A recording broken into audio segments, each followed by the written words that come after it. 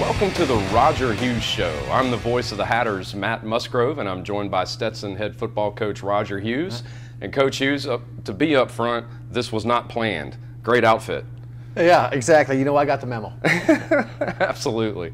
Well, I'll tell you, the Stetson football program in its second year now, and you were charged a year ago for putting this program together. How would you gauge the success so far?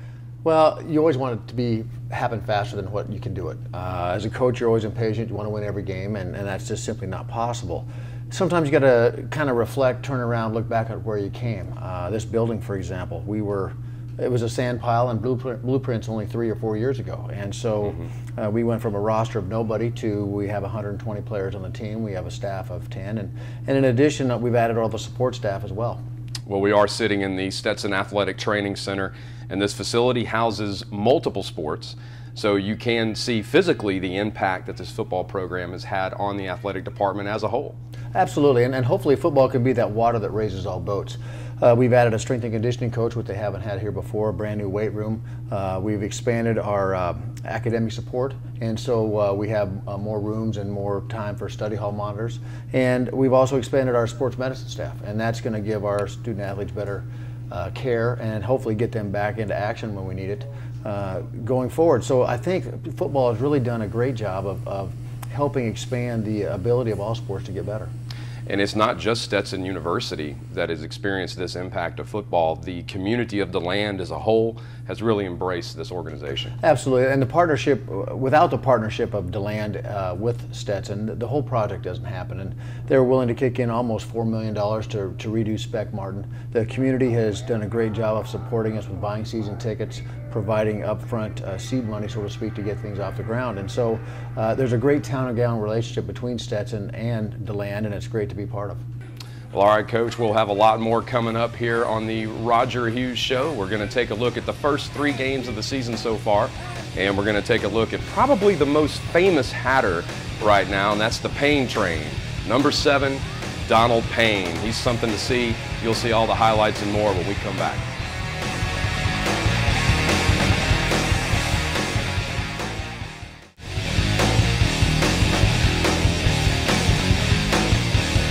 We're back on the Roger Hughes Show, and the Stetson Hatters have opened up this season with a record of 1-2, defeating Warner on the road in the opener before dropping 2 home decisions, one to Florida Tech and one to Mercer just this past Saturday. However, Coach, when you look behind the numbers, it's more than just a score, and you can definitely see some positives even in 2 losses. Well, absolutely. Well, the first, I'll choose to talk about the victory first, and that was our first road game in the history of the program since we brought it back. And so that was something, kind of a monkey to get off our back, so to speak, being able to go down, win in a hostile environment, and win convincingly. We came back home, and we knew that this run was going to be very difficult. We're playing 2 schools that have athletic scholarships, and so we want to stretch. We want to be able to play teams with as good a competition level as we can, because I think that's going to make us better down the road. And you're right, that while the scores are pretty lopsided, there are a number of bright spots within them that we can build on, I think, as we get into the conference play. Well, that's just it. It's in the Stetson Hatters right now, taking on Florida Tech, taking on Mercer, and of course this weekend against Birmingham Southern. They're non-conference opponents. They are scholarship programs, so once you get into the Pioneer League schedule against the likes of Drake and Butler and whatnot, then you're looking at more eye-to-eye type of athletes than as the case with Florida Tech and with Mercer, which has the scholarships. Well, there's good and bad. You're right, we can look forward to getting back into conference play where the playing field is a little more level, so to speak. But with that said, you know, we didn't play well enough in those 2 games consistently. I'm not sure that our program is indicative of what the score was. There were some bright spots, like I say, but we in each game we dug ourselves big holes to start with, and emotionally it's hard to stay in the game. And I think one of the things that was great to see was that emotion didn't come over our team.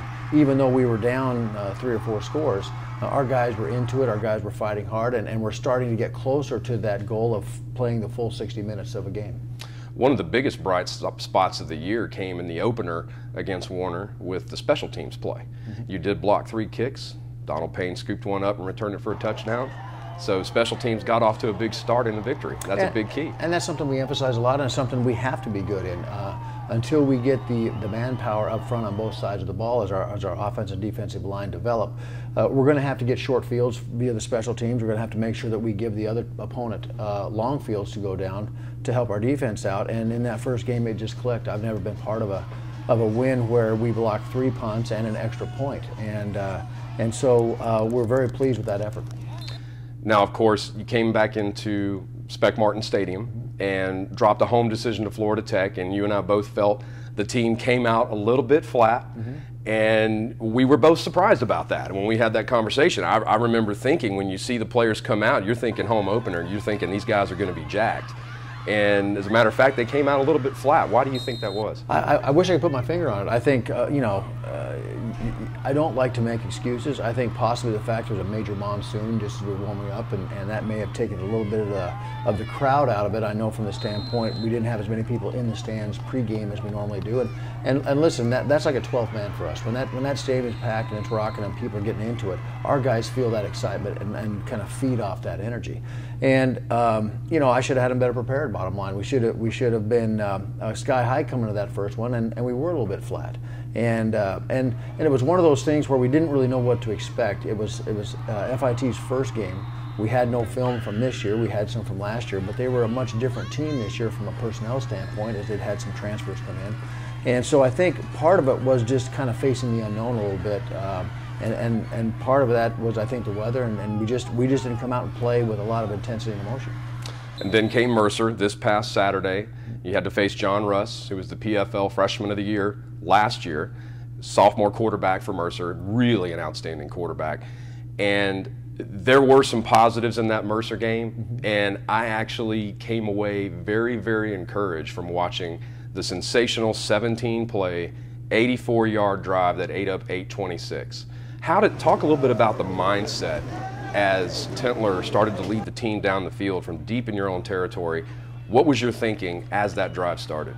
Well, one thing I want to make sure that we impress upon people is if the standard for excellence is anything less than winning, then we're not going to get to where we want to go. With that said, you're right. That drive, actually, we'd had spots of that type of drive. I thought our plan was very good, and I thought that had we executed we had a few drop balls that stopped drives earlier. We had a couple stupid penalties that stopped drives earlier. And on this particular drive you're talking about, it took about 8 minutes off the clock, and we were able to drive at 85 yards.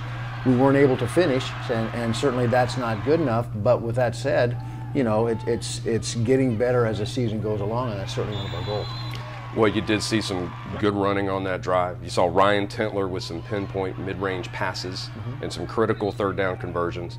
You get down inside the red zone, you get it all the way to the 2-yard line, take us back to that 4th and 2 play, the 4th and goal, where you call that read play. Take us back to that timeout. Well, actually, I'll go back to the 3rd and 2, and we had put in a special play on the goal line for the type of defense we were going to get, and essentially executed it pretty well. Our back saw a flash of jersey and made a cut that possibly he could have kept outside a little bit more, and then we probably would have scored on the 3rd down. We called timeout, trying to figure out if we want to go for a field goal or go for a touchdown. We decided to go for the touchdown. We called an option play, and again, I've always told our quarterbacks, if you can get 1 yard down there, we want to take that. But in this case, he cut it up just a little bit too fast. And again, not blaming anything. We just have to execute better on the goal line. And how we do that, we go into halftime at 28-7, and that feels a lot different than 35-0. No doubt about it. It was 1:20 left on the clock when that drive came up empty. And it was a great job by Mercer. Give them credit. John Russ, pinpoint passing, got them right down the field, and they scored. And it sort of exposed a little bit of the defensive issues that we're having. However, if you look at the game as a whole, the defense held Mercer to 5 of 15 on 3rd down, and that's really all about. That's not bad. 33% 3rd down conversion rate for the opponent is pretty darn good. Well, it's outstanding, and we've been a very strong team when it comes to 3rd down efficiency on defense. The trouble is we haven't been able to get them to 3rd down, and so that's been a big point of emphasis in our coaching over these first 3 weeks, and will continue to be, is we got to be on schedule defensively, make sure that we hold them to under 4 yards on 1st down so we can set up a 3rd down. Because we're pretty pleased with our secondary overall, even though we did give up a couple of long passes through a breakdown. We've got to make sure that we get them in a situation where we can get the ball back, and that has to get them to 3rd down. Well, one player on that defense and that secondary that has, of course, made the biggest impact here in the land and at Stetson University is Donald Payne, the Payne Train, number 7. We'll take a look at him when we come back.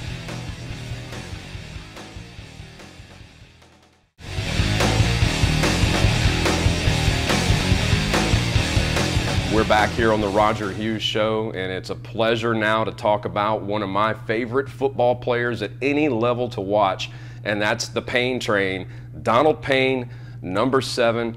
Coach Hughes, tell us a little bit about Donald Payne, the person. What kind of individual is he? We see him on the football field, and he just makes things happen. Talk a bit about him, how you found him, and the emergence of Donald Payne as he arrived here. Well, actually, we actually got on pretty late in the recruiting process. You know, signing date had passed. It was actually toward the latter part of March, maybe actually even in April, when Donald took his official visit here. And he came down with his parents, and his father, his stepfather and mother came down and kind of looked at the school. And we Coach Young, Brian Young, our defensive coordinator, had found him. And we really liked his explosiveness. We really liked he had a way of hitting people with leverage. And he just, you know, it looks like you're not hitting him very hard, but at impact, people fly backwards. And we felt he was a fairly strong person, and then academically, he was very strong too, which was a great fit. And was able for us to provide a financial aid package that made it affordable for his family. And so he came in here, certainly not as highly touted as he ended up being as he left the last season, but he, as a player, you know, he came on and achieved such accolades and got so many accolades, being National Defensive Player of the Week 3 times, Pioneer Football League Player of the Week 3 times. As a freshman, you know, it was almost too much. Everybody knew who Donald Payne was. Everyone was talking about him. And what people forget is it's still an 18 to 19-year-old young man that all of a sudden now feels like everybody expects him to make every great play. And I think his play may have dropped off a little bit in that he's always going to make great plays. He's got an innate sense to get around the ball. But the problem is he needs to play within the defensive scheme. When he runs over to make a great play, if he doesn't make it, he's leaving a hole in the defense. And so one of the things that's been really fun to watch is to watch Donald mature both on and off the field. On the field, he's got a lot more trust. He knows the defense better. He can help us make calls. Now when he comes off the field, he understands what to talk to the coaches about in that, okay, they ran 2 verticals this way, and that's why I came off. And so he's better able to communicate because he has a much better grasp of the defense. Off the field, he's starting to understand that, you know, with a brand new program, we're in a glass bowl, and our bowl is actually magnifying glass. And with Donald Payne, his is like a microscope, and he's under it all the time. And it's just like with every young person, you know, they think when they put something on social media, it's just theirs and no one sees it. They don't understand that as soon as they hit tweet or send, they lose control of that thing. And so he's much better this year. He's an emotional guy. He plays with a lot of passion.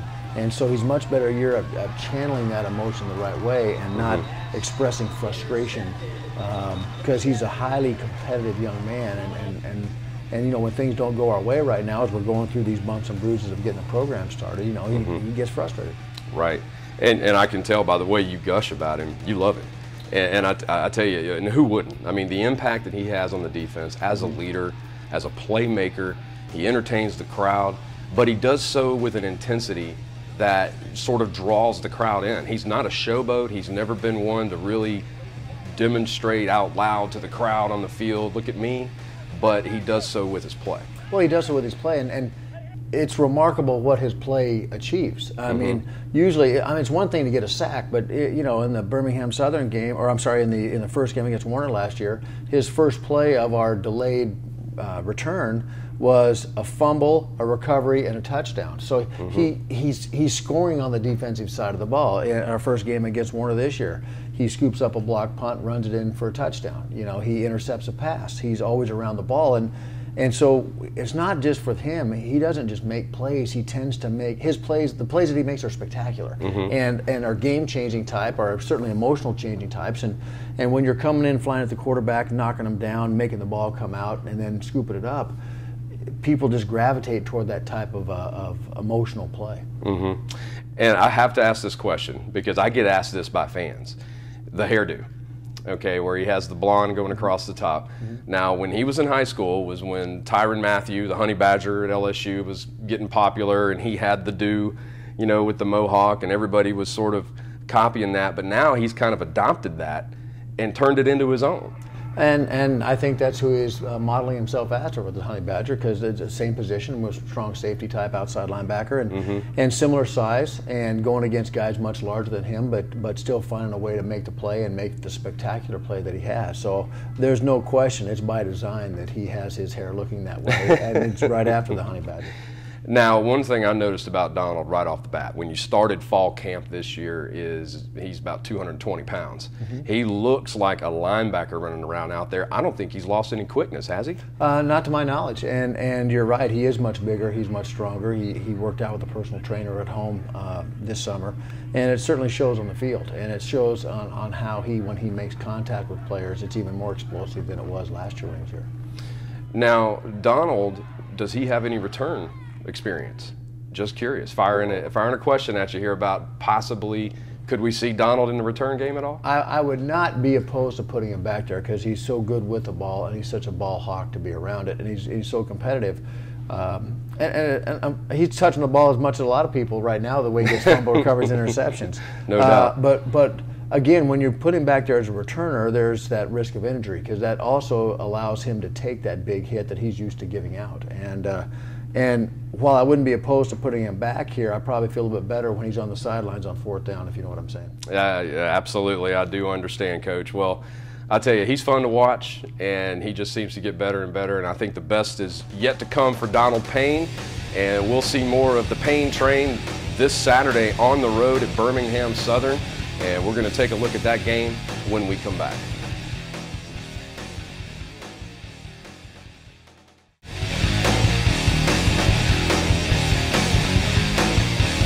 And we're back here on the Roger Hughes Show. This weekend, the Stetson Hatters will travel to Birmingham, Alabama, to take on Birmingham Southern in another out-of-conference game. Coach, what can we expect this weekend?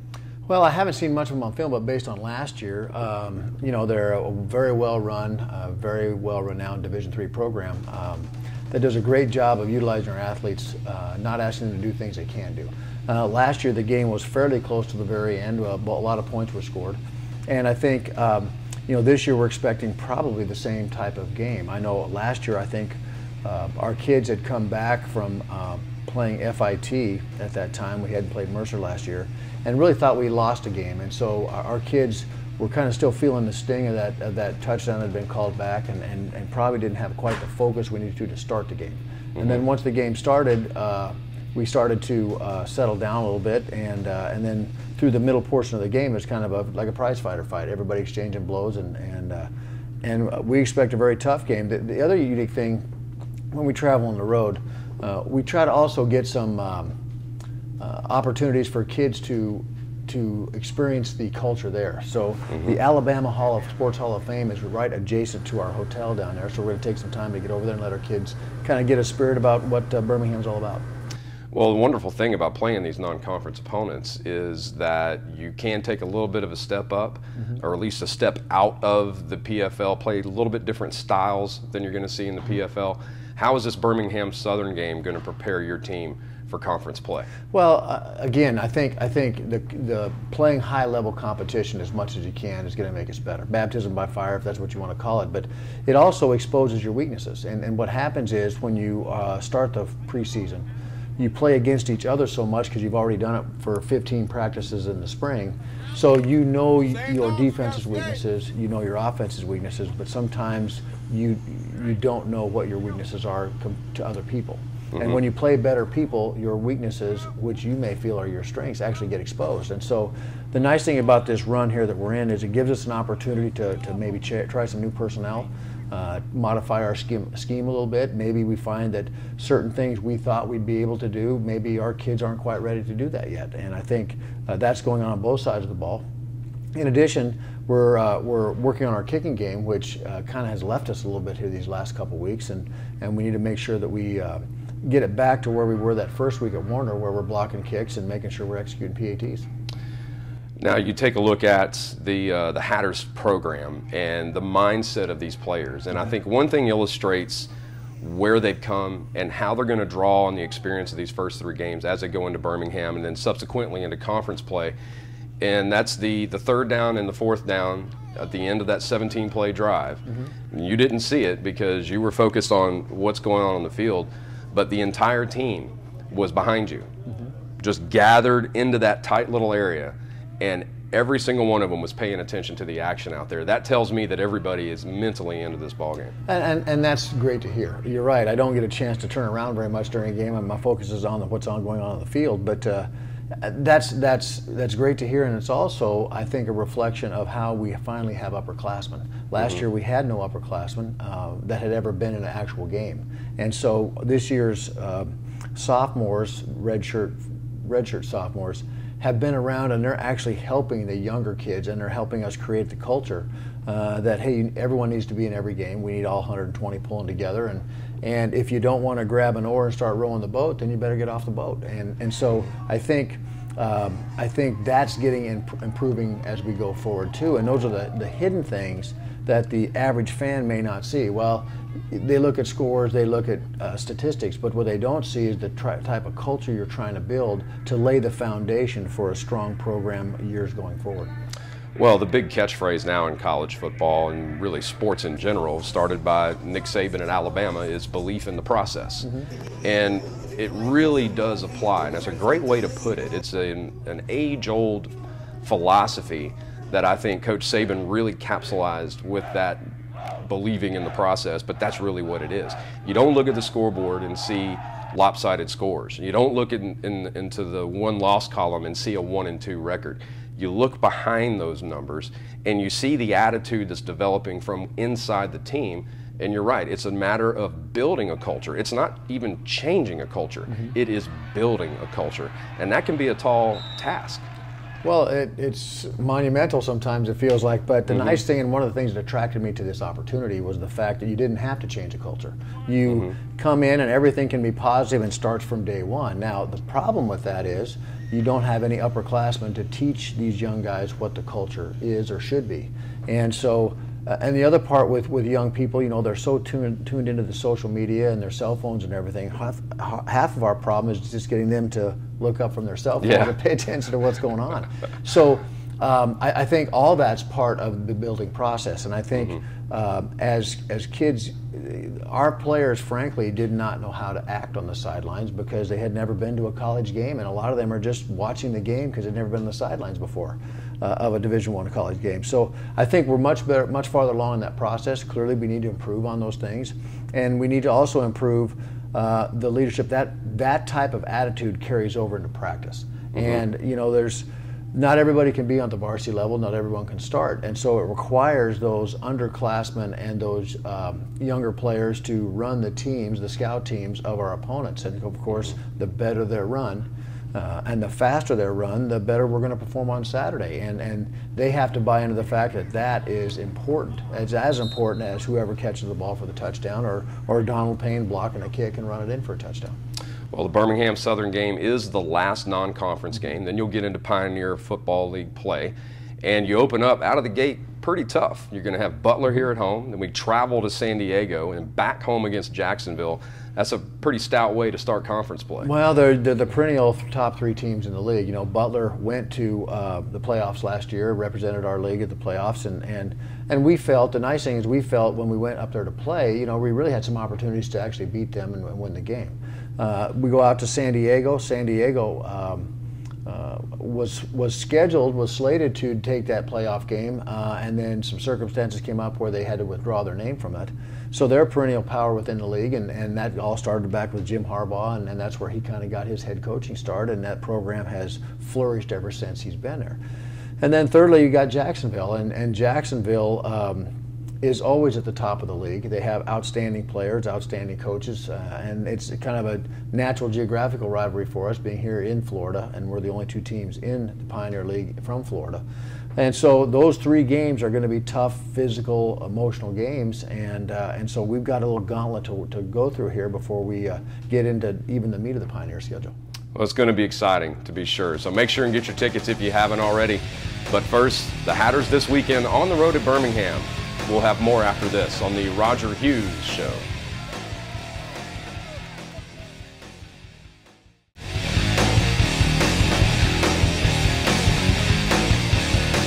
And we're back here on the Roger Hughes Show. And Coach, you're traveling to Birmingham, then you get a week off, then we got our first home game against Butler on October the 4th. Tickets are still available for that. No doubt about it, that 12th man is huge. It's unbelievable. And even the opposing coaches who come to visit us and play here comment about how great the venue is. Bobby Lamb from Mercer yesterday said this is the best venue in the Pioneer Football League. There's no question, and the coaches are amazed by the fan support. I mean, they look around and go, "Don't expect this kind of crowd at our place." And so it's a tribute to the city. It's a tribute to that partnership I spoke about earlier between Stetson and DeLand. And frankly, we can't do without them. That support makes our team play better. I'm going to give a shout out here to the band, because I thought this last game against Mercer, they were outstanding. The band hung in there from the beginning to the end, and they played the whole time. And that's part of the deal. And if the kids, and I say kids because the college students are in the band, that energy comes from our students and from that band, and that energy translates to the other constituents that come to watch the game. And so absolutely the band's a huge part of the atmosphere we're trying to create down there. Well, Coach, it's been wonderful talking to you here for the first Roger Hughes Show, and really looking forward to the game at Birmingham. Best of luck to you. And folks, remember, you can still get tickets to the Butler game on October 4th. In fact, there's tickets still available for all remaining Hatters home games. We encourage you to come on out to the best little stadium in college football, Spec Martin Stadium in DeLand, and check out Coach Hughes' Stetson Hatters team. Very entertaining to watch, a good pistol-based offense and some aggressive defense. It's just a lot of fun. The pistol offense is a lot of fun to watch. Well, we like to mix it up and have a little fun, and that's what keeps people in the stands, a good offense. All right. You win championships with defense, but a good offense keeps people in the stands. There's no doubt about it. There's no doubt about it. Well, I'll tell you, if you want to get tickets, go to the website, gohatters.com/tix, or you can, of course, come to the Stetson box office and purchase your tickets. But either way, we'll see you out at Spec Martin Stadium, October 4th against Butler. Good night, everybody.